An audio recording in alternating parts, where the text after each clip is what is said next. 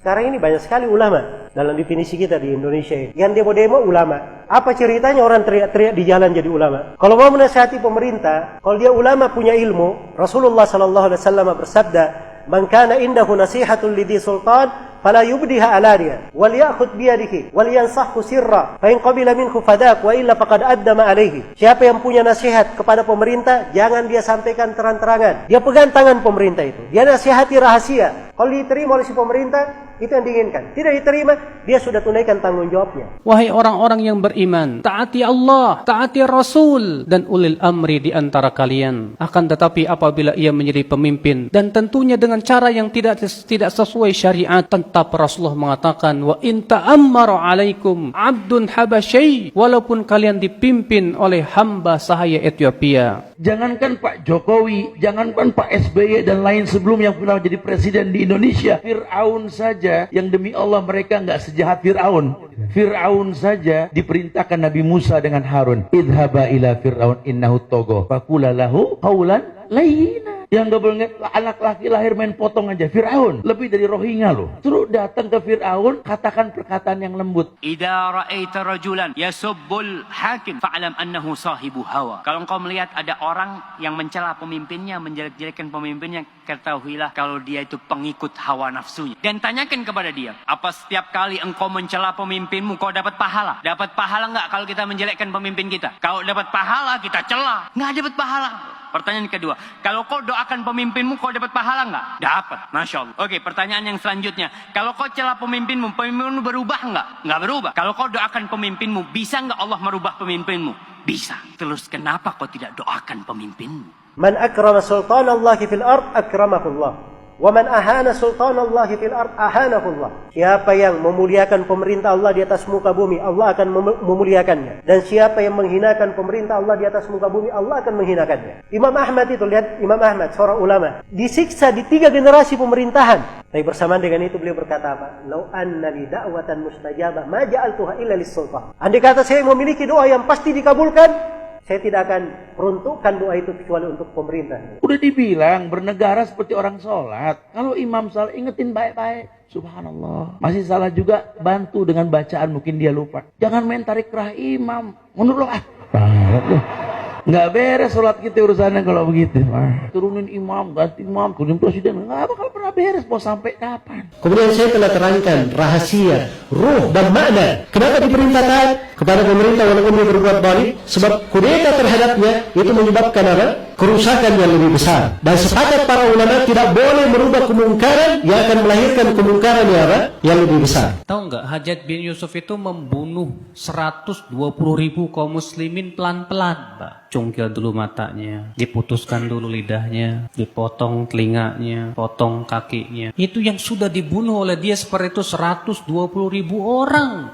Di antaranya sebagian sahabat dan sebagian ulama tabi'in. Mendengar orang berdoa, ya Allah, binasakanlah Hajjaj bin Yusuf. Kata Al-Hasan Al-Basri, kamu jangan doa seperti itu. Aku khawatir, kata beliau, kalau Allah kabulkan doamu dan Hajjaj pun binasa, ternyata penggantinya dia kera dan babi. Katakanlah, kamu mengatakan bahwa Hajjaj bin Yusuf itu kejam. Memang dia kejam, betul. Dan kamu berdoa kepada Allah supaya Allah binasakan dia. Kamu yakin penggantinya lebih baik? Mungkin sezalim-zalim pemerintah yang ada di belakang ini tengah umat. Tidak ada yang sezalim Fir'aun. Saya mau tanya, dalam Al-Quran pernah dikisahkan Nabi Musa dan Bani Israel demo Fir'aun? Fir'aun dan bala tentaranya dibinasakan. Sebab kebinasaannya satu amalan Bani Israel yang mereka lakukan. Allah berfirman dalam Al-Quran di surah Al-A'raf, kami wariskan bumi dari timur hingga baratnya, bumi yang diberkahi, kepada kaum yang tadinya tertindas di atas muka bumi, dan telah sempurna kalimat Allah yang maha indah untuk Bani Israel disebabkan karena kesabaran mereka. Mereka hanya punya sabar. Perintah untuk taat kepada pemerintah muslim walaupun dia zalim,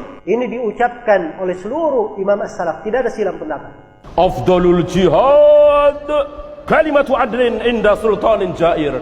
Ini kata Nabi, sebesar-besar jihad adalah ucapan yang adil, ucapan yang hak, ucapan yang benar. Di mana? Di hadapan seorang pemimpin yang dolim. Di hadapan, bukan di televisi, bukan di radio, bukan di koran, bukan di Bundaran HI, bukan di Sudirman Tamrin, bukan. Misalnya saya berhadapan dengan Pak Presiden nggak benar nih begini.